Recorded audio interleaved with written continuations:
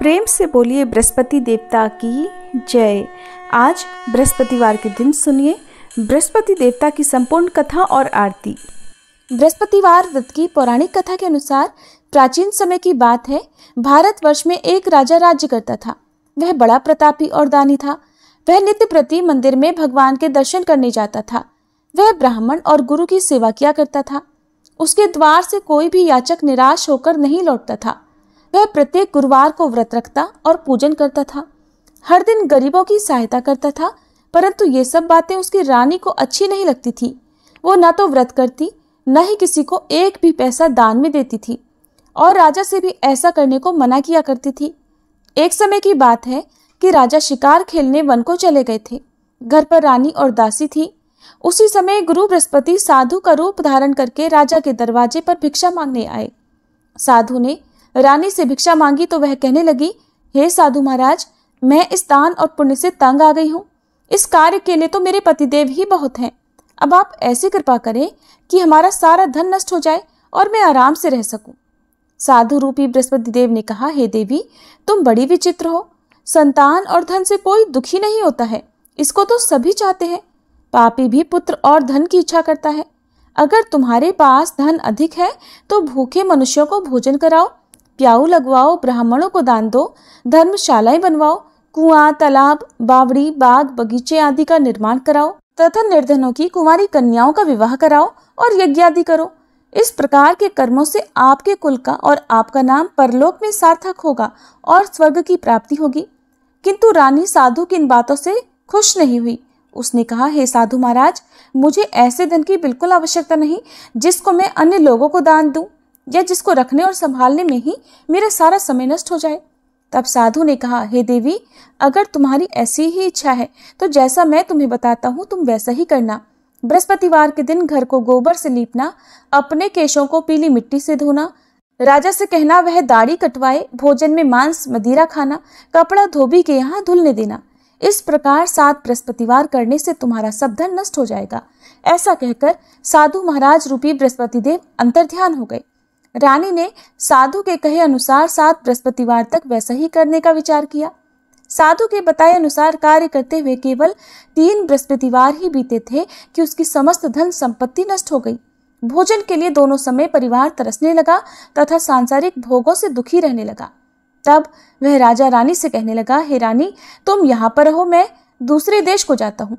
क्योंकि यहाँ पर मुझे सभी मनुष्य जानते हैं, इसलिए मैं यहाँ कोई काम नहीं कर सकता। मैं परदेश जा रहा हूँ, वहाँ कोई काम धंधा करूँगा, शायद हमारे भाग्य बदल जाएं। ऐसा कहकर राजा परदेश चला गया। वह वहाँ जंगल से लकड़ी काट कर लाता और शहर में बेचता। इस तरह जीवन व्यतीत करने लगा। इधर राजा के बिना रानी और दासियां दुखी रहने लगी। किसी दिन भोजन मिलता और किसी दिन जल पीकर ही रह जाती। एक बार रानी और दासियों को 7 दिन तक बिना भोजन के रहना पड़ा तो रानी ने अपनी दासी से कहा, हे दासी, यहाँ पास ही के नगर में मेरी बहन रहती है। वह बड़ी धनवान है। तू उसके पास जा और वहां से 5 सेर बेझर मांग कर ले आ, जिससे कुछ समय के लिए गुजर हो जाएगा। दासी रानी की बहन के पास गई। रानी की बहन उस समय पूजा कर रही थी। दासी ने रानी की बहन से कहा, हे रानी, मुझे आपकी बहन ने भेजा है, मुझे 5 सेर बेझर दे दो। दासी ने ये बात अनेक बार कही, परंतु रानी की बहन ने कोई उत्तर नहीं दिया, क्योंकि उस समय वह बृहस्पतिवार की कथा सुन रही थी। जब दासी को रानी की बहन से कोई उत्तर नहीं मिला तो वह बहुत दुखी हुई। उसे क्रोध भी आया। वह लौटकर रानी से बोली, हे रानी, आपकी बहन तो बहुत ही घमंडी है। वह तो छोटे लोगों से बात भी नहीं करती। मैंने उससे बहुत बार कहा, लेकिन उसने कोई उत्तर नहीं दिया। मैं वापस चली आई। रानी बोली, हे दासी, इसमें उसका कोई दोष नहीं है। जब बुरे दिन आते हैं तब कोई सहारा नहीं देता। अच्छे बुरे का पता विपत्ति में ही लगता है। अब तो जो ईश्वर की इच्छा होगी वही होगा। ये सब हमारे भाग्य का दोष है।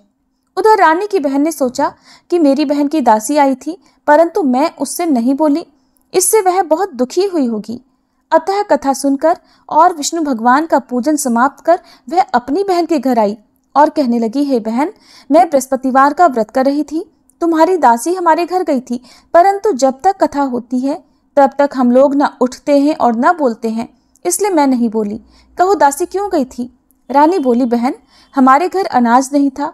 वैसे तुमसे कोई बात छिपी नहीं है, इस कारण मैंने दासी को तुम्हारे पास 5 सेर बेजर लेने के लिए भेजा था। रानी की बहन बोली, बहन देखो, बृहस्पति भगवान सबकी मनोकामनाएं पूर्ण करते हैं। देखो, शायद तुम्हारे घर में अनाज रखा हो। यह सुनकर दासी घर के अंदर गई तो वहां उसे एक घड़ा बेजर का मिल गया। उसे बड़ी हैरानी हुई क्योंकि उसने एक एक बर्तन देख लिया था। उसने बाहर आकर रानी को बताया। दासी अपनी रानी से कहने लगी, हे रानी देखो, वैसे हमको जब अन्न नहीं मिलता तब हम रोज व्रत ही तो करते हैं। अगर इनसे व्रत की विधि और कथा पूछ ली जाए तो उसे हम भी किया करेंगे। दासी के कहने पर रानी ने अपनी बहन से बृहस्पतिवार व्रत के बारे में पूछा।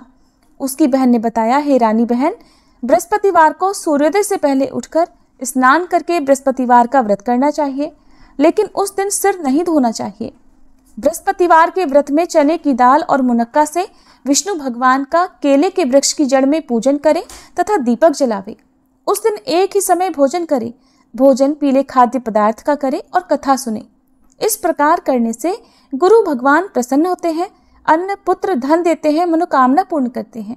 व्रत और पूजन की विधि बताकर रानी की बहन अपने घर लौट गई। रानी और दासी दोनों ने निश्चय किया कि बृहस्पति देव भगवान का पूजन जरूर करेंगे। 7 दिन बाद जब बृहस्पतिवार आया तो उन्होंने व्रत रखा। घुड़साल में जाकर चना और गुड़ बीन लाई तथा उसकी दाल से केले की जड़ तथा विष्णु भगवान का पूजन किया। अब पीला भोजन कहाँ से आए? दोनों बड़ी दुखी हुई, परंतु उन्होंने व्रत किया था, इस कारण बृहस्पति देव भगवान प्रसन्न थे। एक साधारण व्यक्ति के रूप में वे 2 थालों में सुंदर पीला भोजन लेकर आए और दासी को देकर बोले, हे दासी, ये भोजन तुम्हारे और रानी के लिए है, तुम दोनों कर लेना। दासी भोजन पाकर बहुत प्रसन्न हुई और रानी से बोली, रानी जी भोजन कर लो। रानी को भोजन आने के बारे में कुछ नहीं पता था, इसलिए वह दासी से बोली, जा तू ही भोजन कर, क्यों तू व्यर्थ में हमारी हंसी उड़ाती है। तब दासी बोली, रानी, एक व्यक्ति भोजन दे गया है। तब रानी कहने लगी, वो भोजन तेरे लिए ही देकर गया है, तू ही भोजन कर। दासी ने कहा, वह व्यक्ति हम दोनों के लिए 2 थालों में भोजन देकर गया है, इसलिए मैं और आप दोनों ही साथ साथ भोजन करेंगे। फिर दोनों ने गुरु भगवान को नमस्कार कर भोजन किया। उसके बाद से वे प्रत्येक बृहस्पतिवार को गुरु भगवान का व्रत और पूजन करने लगी। बृहस्पति भगवान की कृपा से उनके पास धन हो गया, परंतु रानी फिर पहले की तरह से आलस्य करने लगी। तब दासी बोली, देखो रानी, तुम पहले भी इसी प्रकार आलस्य करती थी। तुम्हें धन रखने में कष्ट होता था, इस कारण सभी धन नष्ट हो गया। अब गुरु भगवान की कृपा से धन मिला है तो तुम्हें फिर आलस्य होता है। बड़ी मुसीबतों के बाद हमने ये धन पाया है, इसलिए हमें दान पुण्य करना चाहिए। तुम भूखे मनुष्यों को भोजन कराओ, प्याऊ लगवाओ, ब्राह्मणों को दान दो, कुआं, तालाब, बावड़ी आदि का निर्माण करवाओ, मंदिर पाठशाला बनवाकर दान दो, कुंवारी कन्याओं का विवाह करवाओ, धन को शुभ कार्यों में खर्च करो, जिससे तुम्हारे कुल का यश बढ़े और स्वर्ग प्राप्त हो और पितर भी प्रसन्न हो। दासी की बात मानकर रानी ने इसी प्रकार के कर्म करने प्रारंभ कर दिए, जिससे उनका काफी यश फैलने लगा। एक दिन रानी और दासी आपस में विचार करने लगी कि न जाने राजा किस दशा में होंगे, उनकी कोई खोज खबर नहीं है। उन्होंने बृहस्पति देव से प्रार्थना की और तब भगवान ने रात्रि में राजा को स्वप्न में कहा, हे राजा उठ, तेरी रानी तुझको याद करती है, अब अपने देश को वापस लौट जा। राजा प्रातःकाल उठकर जंगल से लकड़ियां काट कर लाने के लिए जंगल की ओर चल पड़ा। जंगल से गुजरते हुए वह सोचने लगा, रानी की गलती से उसे कितने दुख भोगने पड़े। राजपाट छोड़कर उसे जंगल में आकर रहना पड़ा। जंगल से लकड़ियां काटकर उन्हें बेचकर गुजारा करना पड़ा। उसी समय उस जंगल में बृहस्पति देव एक साधु का रूप धारण करके आए और राजा के पास आकर बोले, हे लकड़हारे, तुम इस सुनसान जंगल में किस चिंता में बैठे हो, मुझे बतलाओ। यह सुनकर राजा की आंखों में आंसू भर आए और साधु की वंदना करके वह बोला, हे प्रभु, आप सब कुछ जानने वाले हैं। ऐसा कहकर राजा ने साधु को अपनी संपूर्ण कथा सुना दी। महात्मा दयालु होते हैं। वे राजा से बोले, हे राजा, तुम्हारी पत्नी ने बृहस्पति देव के प्रति अपराध किया था, जिसके कारण तुम्हारी ये दशा हुई। अब तुम किसी प्रकार की चिंता मत करो, भगवान तुम्हें पहले से अधिक धन देंगे। देखो, तुम्हारी पत्नी ने बृहस्पतिवार का व्रत करना प्रारंभ कर दिया है। अब तुम भी बृहस्पतिवार का व्रत करके चने की दाल और गुड़ जल के लोटे में डालकर केले का पूजन करो, फिर कथा कहो या सुनो, भगवान तुम्हारी सब मनोकामनाओं को पूर्ण करेंगे। साधु को प्रसन्न देखकर राजा बोला, हे प्रभु, मुझे लकड़ी बेचकर इतना पैसा नहीं मिलता जिससे भोजन करने के उपरांत कुछ बचा सकूं। और मैंने रात्रि में अपनी रानी को व्याकुल देखा है। मेरे पास कोई साधन नहीं जिससे समाचार जान सकूं। फिर मैं बृहस्पति देव की क्या कहानी कहूं? मुझे तो कुछ भी नहीं मालूम है।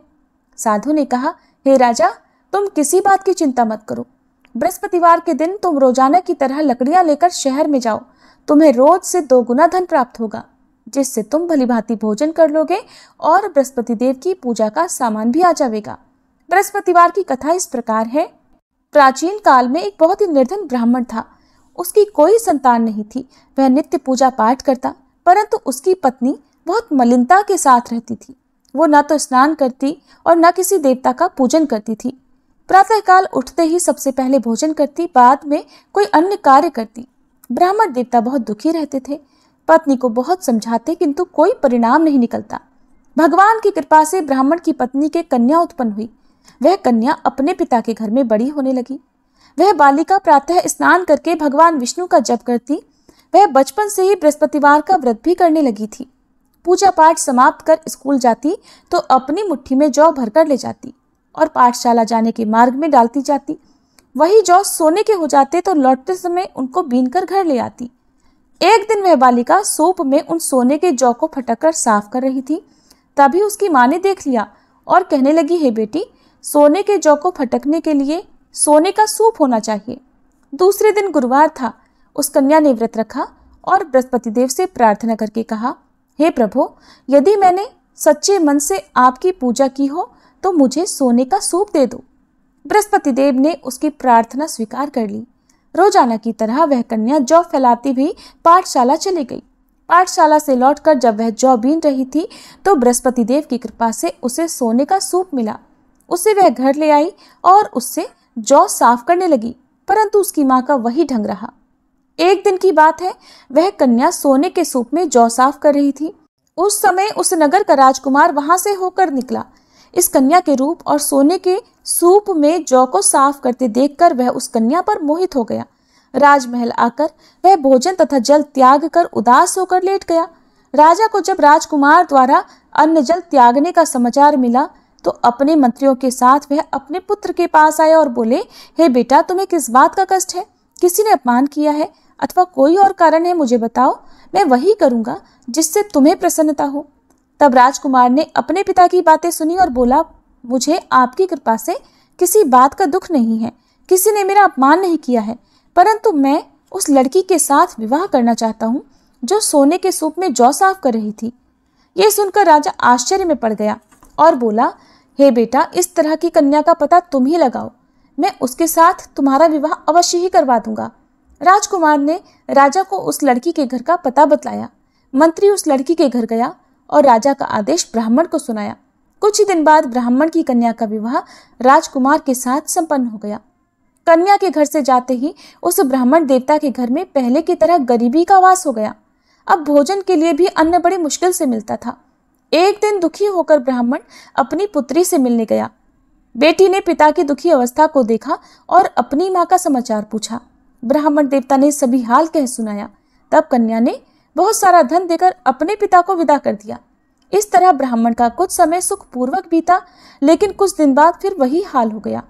ब्राह्मण फिर अपनी कन्या के यहाँ गया और सभी हाल कहा तो पुत्री कहने लगी, हे पिताजी, आप माताजी को यहाँ लिवा लाओ, मैं उन्हें वह विधि बता दूंगी जिससे गरीबी दूर हो जाए। अब ब्राह्मण देवता अपनी पत्नी को साथ लेकर अपनी पुत्री के पास राजमहल में पहुंचे तो पुत्री अपनी माँ को समझाने लगी, हे माँ, तुम प्रातःकाल उठकर प्रथम स्नानादि करके विष्णु भगवान का पूजन करो तो सब दरिद्रता दूर हो जाएगी। परंतु उसकी माँ ने उसकी एक बात नहीं मानी। वह प्रातःकाल उठकर अपनी पुत्री का बचा जूठन खा लेती थी। एक दिन उसकी पुत्री को बहुत गुस्सा आया। उसने एक रात कोठरी से सारा सामान निकाल दिया और उसमें अपनी माँ को बंद कर दिया। प्रातः उसमें से निकाला और स्नानादि करा के पूजा पाठ करवाया तो उसकी माँ की बुद्धि ठीक हो गई। इसके बाद वह नियम से पूजा पाठ करती और प्रत्येक बृहस्पतिवार को व्रत करने लगी। इस व्रत के पुण्य प्रभाव से उसकी माँ भी बहुत धनवान हो गई और बृहस्पति देवता के प्रभाव से स्वर्ग को गई। वह ब्राह्मण भी सुखपूर्वक इस लोक का सुख भोग कर स्वर्ग को प्राप्त हुए। इस तरह कहानी कहकर साधु महाराज वहां से लोप हो गए। धीरे धीरे समय बीतने पर फिर बृहस्पतिवार का दिन आया। राजा जंगल से लकड़ी काटकर किसी शहर में बेचने गए। उसे उस दिन और दिनों से अधिक धन मिला। राजा ने चना, गुड़ आदि लाकर बृहस्पतिवार का व्रत किया। उस दिन से उसके सभी क्लेश दूर हुए। परंतु जब अगला गुरुवार का दिन आया तो वह बृहस्पतिवार का व्रत करना भूल गया। इस कारण बृहस्पति भगवान नाराज हो गए। उस दिन उस नगर के राजा ने विशाल यज्ञ का आयोजन किया तथा अपने समस्त राज्य में घोषणा करवा दी कि कोई भी मनुष्य अपने घर में भोजन ना बनाए और आग भी ना जलाए। समस्त जनता मेरे यहाँ भोजन करने आए। इस आज्ञा को जो न मानेगा उसको फांसी की सजा दी जाएगी। राजा की आज्ञा अनुसार राज्य के सभी निवासी राजा के भोज में सम्मिलित हुए, लेकिन लकड़हारा कुछ देर से पहुंचा, इसलिए राजा उसको अपने साथ महल में ले गए। जब राजा लकड़हारे को भोजन करा रहे थे तो रानी की दृष्टि उस खूंटी पर पड़ी जिस पर उसका हार लटका हुआ था। उसे हार खूंटी पर लटका दिखाई नहीं दिया। रानी को निश्चय हो गया कि मेरा हार उस लकड़हारे ने चुरा लिया है। उसी समय सैनिक बुलवाकर उसको कैद खाने में डलवा दिया। जब लकड़हारा कारागार में पड़ गया तो बहुत दुखी होकर विचार करने लगा कि न जाने कौन से पूर्व जन्म के कर्म से मुझे ये दुख प्राप्त हुआ है, और उसी साधु को याद करने लगा जो जंगल में मिला था। तत्काल बृहस्पति देव साधु के रूप में प्रकट हो गए और उसकी दशा को देखकर कहने लगे, अरे मूर्ख, तूने बृहस्पति देवता की कथा नहीं की, इस कारण तुझे दुख प्राप्त हुआ है। अब चिंता मत कर, बृहस्पतिवार के दिन कारागार के दरवाजे पर 4 पैसे पड़े मिलेंगे। उनसे तो बृहस्पति देव की पूजा करना तो तेरे सभी कष्ट दूर हो जाएंगे। अगले बृहस्पतिवार उसे कारागार के द्वार पर 4 पैसे पड़े मिले। राजा ने पूजा का सामान मंगवाकर कथा कही और प्रसाद बांटा। उसी रात्रि को बृहस्पति देव ने उस नगर के राजा को स्वप्न में कहा, हे राजा, तूने जिस आदमी को कारागार में बंद करा दिया है वह निर्दोष है, वह राजा है, उसे छोड़ देना। रानी का हार उसी खूंटी पर लटका हुआ है। अगर तू ऐसा नहीं करेगा तो मैं तेरे राज्य को नष्ट कर दूंगा। राजा प्रातःकाल उठा और खूंटी पर हार टंगा देखकर लकड़हारे को बुलाकर क्षमा मांगी तथा राजा के योग्य सुंदर वस्त्र आभूषण भेंट कर उसे विदा किया। गुरुदेव की आज्ञा अनुसार राजा अब अपने नगर को चल दिया। राजा जब नगर के निकट पहुंचा तो उसे बड़ा ही आश्चर्य हुआ। नगर में पहले से अधिक बाग, तालाब और कुएं तथा बहुत सी धर्मशाला, मंदिर आदि बने हुए हैं। राजा ने पूछा कि ये किसका बाग और धर्मशाला है? तब नगर के सब लोग कहने लगे, ये सब रानी और दासी द्वारा बनवाए गए हैं। राजा को आश्चर्य हुआ और गुस्सा भी आया। जब रानी ने खबर सुनी कि राजा आ रहे हैं तो उसने अपनी दासी से कहा, हे दासी, देख, राजा हमको कितनी बुरी हालत में छोड़ गए थे। वह हमारी ऐसी हालत देख कर लौट ना जाए, इसलिए तो दरवाजे पर खड़ी हो जा। रानी की आज्ञा अनुसार दासी दरवाजे पर खड़ी हो गई। जब राजा आए तो उन्हें अपने साथ महल में लिवा लाई।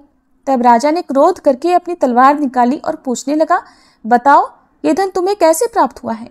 तब रानी ने बताया, हमें ये सब धन बृहस्पति देव के व्रत के प्रभाव से प्राप्त हुआ है। राजा ने तब निश्चय किया कि 7 रोज बाद तो सभी बृहस्पति देव का पूजन करते हैं, परंतु मैं रोजाना दिन में 3 बार कथा कहा करूंगा तथा रोज व्रत किया करूंगा। अब हर समय राजा के दुपट्टे में चने की दाल बंधी रहती तथा दिन में 3 बार वह कथा कहता। एक दिन राजा ने विचार किया कि चलो अपनी बहन के यहाँ आवे। इस तरह का निश्चय कर राजा घोड़े पर सवार होकर अपनी बहन के यहाँ चल पड़ा।